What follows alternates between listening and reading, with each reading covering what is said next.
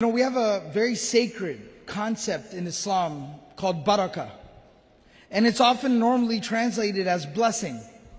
What's really fascinating even about the linguistic meaning of this word barakah and blessing that is used throughout the Quran, this word is actually used to describe Allah.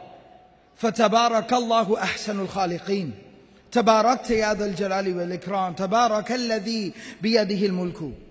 So this word barakah, even the root, the linguistic root of the word, يَدُلُّ عَلَى النِّمَا وَالزِّيَادَةِ. It actually means something that lasts, al-baqa, something that lasts for a very long time, and something that increases.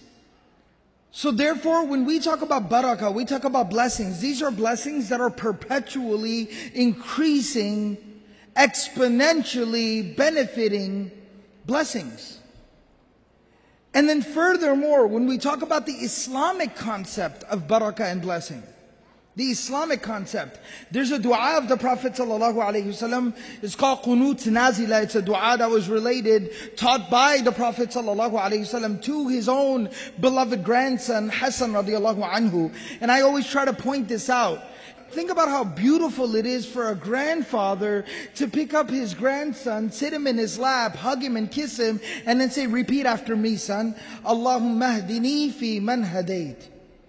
وعافني في من عافيت وتولني في من توليت وبارك لي فيما أعطيت. This little part of this dua, وبارك لي فيما أعطيت.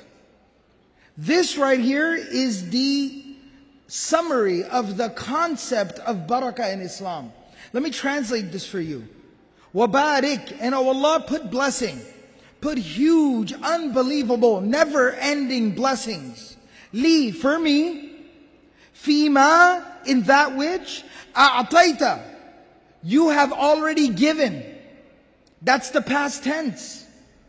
It's the past tense. A'ataita, meaning what you have already given. I'm not asking for more, Allah.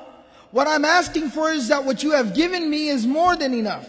It suffices. What I already have is more than enough. I'm just now asking, Ya Allah, to inject the element of barakah and blessing into that which you have already given me. That is the concept of barakah. Barakah is not more. Barakah is not about more. Barakah is about the ability to do more with less. Barakah has nothing to do with quantity. It has everything to do with quality. The quality of what you have. I don't need more, Ya Allah. I just need blessing on what I have. The ability to do more with less. More and less, and blessed and not blessed, and quantity versus quality. And if you really get to thinking, if you do some deep soul searching, it'll hit you like a punch. It'll really knock the wind out of you. Because you read a narration about the Prophet of Allah sallallahu alaihi wasallam. The day that he passed away, there were a couple of mats. There was 1 or 2 jugs. There was a mule tied outside the house.